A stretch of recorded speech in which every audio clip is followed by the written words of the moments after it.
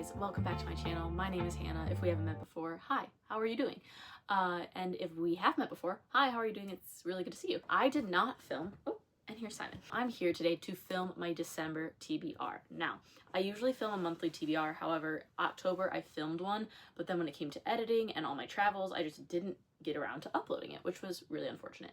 And the same thing then in November, all of a sudden I was just hit with life, with work stress, with just the changing of the seasons, the darkness, the holidays. I was just in a huge funk and I just wasn't in the headspace to be on camera. I just was feeling terrible for maybe no reason, mostly no reason. But now I'm back in December and I realized today that for my TBR, I don't want to do the jar, I don't want to just free pick. I looked at my book journal because in my book journal, I am doing the 25 books I want to read in 2025 challenge. And I realized that I have many books left on there. So many books, Simon, like just the most number of books on there. I know I'm disappointed too. I have so many books on that list, and so some of them are in a stack behind me, some are on my Kindle, some are library, but I decided that those books are going to be what I read all through December and hopefully can accomplish that list, because I know for a fact I am not going to reach my reading goal for the year. I think I put it at 100 books. I think that's just like my standard every year. Last year I surpassed it. I read 132 books, and this year I think I'm going to be coming in just at under 90, maybe 80 something, maybe 90 books if I'm crazy, but I really think I'm going to have 80 something books read. I'm disappointed because I'm not reaching my goal. However, I am happy that the books I read this year, I feel like were higher quality. I don't think I was really pushing myself to read anything I didn't want to. I DNF'd a lot more. I took my time reading books that I was really enjoying but didn't feel the need to binge or rush through. So all in all, I'm okay with not meeting my reading goal for the year. However, I really do want to check off every book on that 25 books I want to read in 2025. I did get a freebie because there was one that said it was going to come out in January of 2025, I thought, but it actually is coming out in January 2026. So book ain't even out yet. So that was kind of a freebie. I'm just going to fill in that color and I'm going to put that same book on my 26 books to read in 2026 video, so stay tuned for that one. I actually have been working on that list already, so I'm pretty stoked about that. However, today we're just gonna be focusing on those last couple books that I gotta read. I gotta read those books. I need to accomplish a goal. I think that will help my heart, my mental health, my everything to finish one book goal this year. So without further ado, here are the books I'm going to be reading, and whew, the pile's pretty big, so let me get those. Come here, come here, come here. Okay, so looking, this is just some of them, guys. This isn't even all of them. But looking at my list from my books, what I've got from the library, it's a total of 10 books. Count them, 10 books that I'm supposedly going to read this month. Normally my TBR is 6, and this year I did not successfully do a full TBR. So for me to have like even this many feels kind of crazy. Amazing, 10 books. Let's get into it. So book number 1, Watermoon by Samantha Yodo Yambao. This is translated from, I believe it's originally Japanese. Don't hold that against me if I'm wrong. So this book is about a magical pawn shop that I think when you first see it, like you have to be searching for something lost in order to be able to see it. So it's a little bit of magical realism. And I believe that Hannah, this girl right here, is our main character, and throughout she's becoming the pawn shop's new owner. But I believe that her first day on the job, the pawn shop gets totally ransacked, totally gets broken into, and so throughout this process she is on a journey to help people figure out what they've lost and their deepest regrets, but also herself try to reclaim a relationship with her father. And so her father is actually missing, so she's going on a journey with another character to find her father. And it says something about like going through rain puddles, and I don't know, the reviews going into this year, this seemed like this was going to be a top seller, so I want to read this. I actually haven't looked at any reviews recently just because I knew this was on my list, so I just got it from the library and we're gonna see how it goes. Haven't started it yet, but really looking forward to it. I think it's already overdue, so that's probably gonna be the first one I get to this week, which is kind of crazy. Coming in number 2 is Never by Jessa Hastings. I have had this on my shelf forever, and this year she came out with 2 books that weren't even part of the Magnolia Parks or Daisy Hates universe, which was amazing. I've read one of those, but then I haven't read the more recent one, which is like the pop stars from the 90s, early 2000s era. I haven't read that one yet. And this is her Peter Pan reimagining. It's called Never, and I think the second book of this is gonna come out soon, but maybe I'm making that up. There's a real world in which I'm making that up. But basically, all in all, this didn't have a lot of great reviews, but in Jessa Hastings I trust, and I put on my TBR, like I just had an inkling that she was coming out with a book last year, and so I said, Never.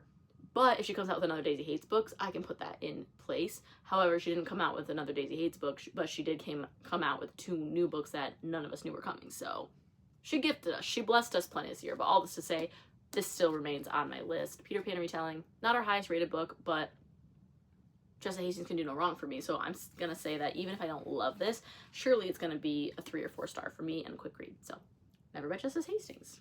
And Never by Jessa Hastings. Why can't I say the book? Anyway. Next book, Accomplice to the Villain by Hannah Nicole Mayer. This is the 3rd and final book in the Assistant to the Villain trilogy.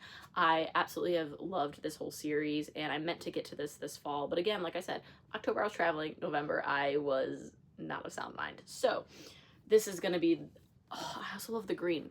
You could say this was like a ghoulish green, but I say this is a Christmas green, and so therefore this is now a Christmas book. That's what I am telling myself. So we're gonna go with that. This is a Christmas green. So Accomplice to the Villain, yeah, it's the 3rd book, so I can't really tell you a lot about it. However, I can tell you that the 1st book is Assistant to the Villain, and essentially she is that. She is a assistant to a villain, and it's very cheeky, tongue-in-cheek humor, very fun. There's like all these different creatures and assistants in the building, and it's like a work office scenario, but they're working for an actual villain who's like killing and slaying people and going on missions and vigilante type stuff. Like, it's just so fun. It's such a cute fantasy with really light humor, but also the depth of the relationships in this book I actually really value, and I love this writing. Quick read. So I'm gonna look forward to this one. I am actually really excited. I'm just excited to put a bow on another series. I have wrapped up maybe 3 series this year, and I've started probably 8. So, girl needs to stop. Someone needs to stop me. Someone needs to stop me. Next book on my list is Cleopatra and Frankenstein by Coco Mellors. This book, I don't know much about this book, actually, but I do know that it is about 2 very unlikely people who are kind of going through a rough place in life. One is really young and going through financial hardship, loss of identity. Another one is dealing with substance and depression and other things like that. However, the unlikely duo meet and have a very impulsive wedding. They get married, and all I know is that choice to get married young and impulsively leads to so many different things between their relationship as well as their family members and their friends, and it's just kind of a messy but heartwarming story. And I have previously read Blue Sisters by Coco Mellors, which was like 3. It's based on 4 sisters. One has passed away, and then it focuses on the other 3 as they're grieving and processing that death. And so I really loved that book last year. It was one of my favorite book club books of 2024. So I had high hopes to just get to this next book of hers. And this book actually came before that one, but I love her writing. It spoke to me in a way that I don't know how to describe. So this book, I actually think this will be a really nice winter read. And ooh, that's teeny tiny font. Okay, so maybe not a quick read, but hopefully a good one. This one, I'm going on vacation at the end of December, so this one might be like a fun one to take on vacation. Like, it's a good size. I'm scared to say it. You see this. Guys, there's just no way. Teeny tiny font! We have Mistborn by Brandon Sanderson. Now, this is the series. I don't know anything about it. I literally don't know anything about it other than I want to get into Brandon Sanderson because I'm enjoying reading sci-fi. I'm enjoying getting into that world and getting better at reading sci-fi. And so everyone said this is the book to start. Like, it's so heavy in the teeny tiny font. And I just have to be realistic with you guys. This sounds like a really good winter book. Doesn't sound like Happy Holidays, Merry Christmas. Let's read this before the end of 2025. Gave myself a concussion just now, hitting my head with this. Like, come on.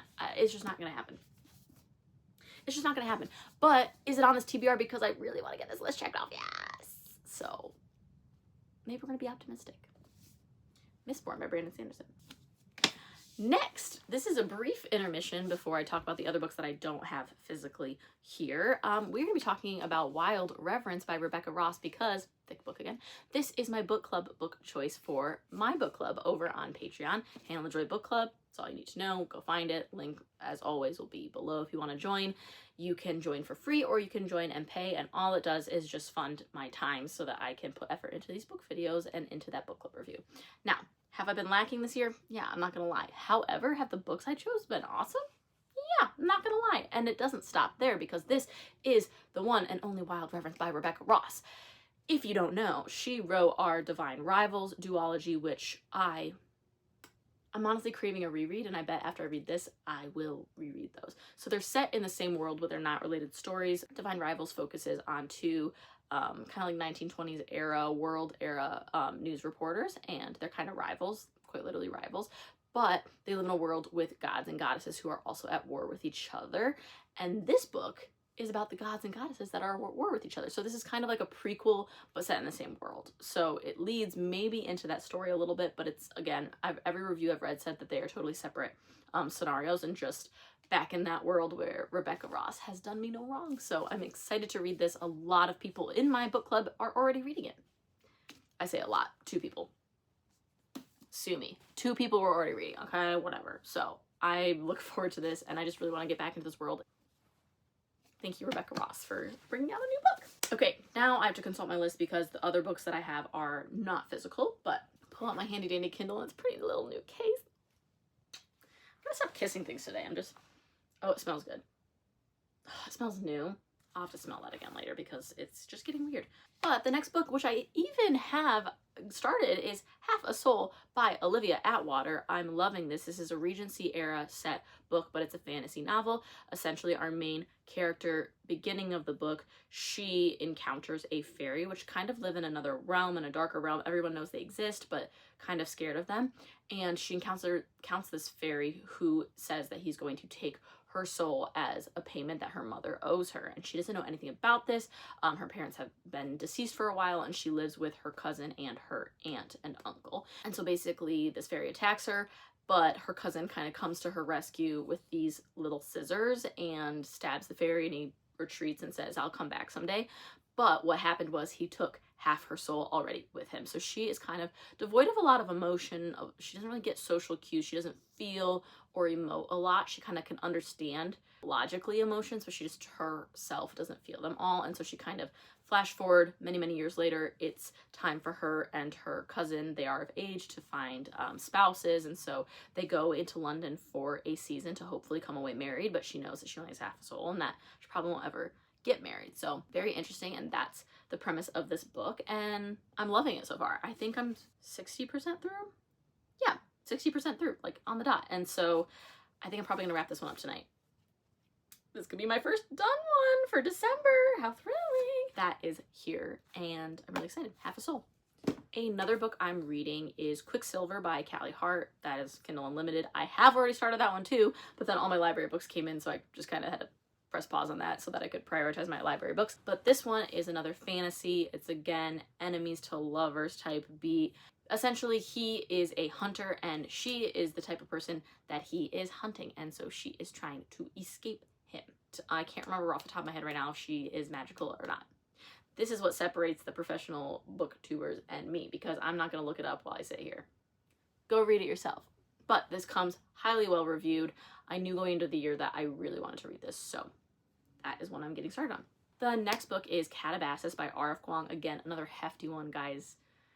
Pray for me this month. I'm gonna do my best, but I'm a little scared. So we have Calabasas by R.F. Kuang. This book is set in the academia world, which I love a dark academia book, and no one does it like R.F. Kuang. Like, if you read Babel, you will know that no one does it like R.F. Kuang. Essentially, though, there's a professor that dies or gets lost in the underworld, and so 2 of the top students who are competing for a top spot are going into the underworld to find him. So kind of a vague concept, kind of crazy, but that is quite literally what's happening, and I've been told it is a very thick and thought-provoking read that isn't always clear string of consciousness. So awesome. How exciting. Sounds like kind of intense, but also the cover is beautiful, and it takes every fiber of my being not to buy the physical, thick, beautiful, sprayed edges book, but I'm not gonna do it. I'm not gonna do it. So I can't be buying trophies. We're not trying to spend like that. We're not trying to spend like that. And we are finally at the last book on my list, which is The Count of Monte Cristo by Alexander Dumas. Now, something else you should know about this is I am currently reading it. And even though I know you don't, if you had stalked my Goodreads, you would see that I've been reading it for months. I've been reading it for months, and I have been going back and forth between the audiobook, physical book, and then also listening to the audio while I read the physical because, again, it's a translated book. It's a classic. It's quite long. It's a brick. When I downloaded the audiobook, because I was only like 2 chapters in, and sometimes when I know a book is long, I just turn off like the timer. I turn off on the, this is how much you have left, this is whatever.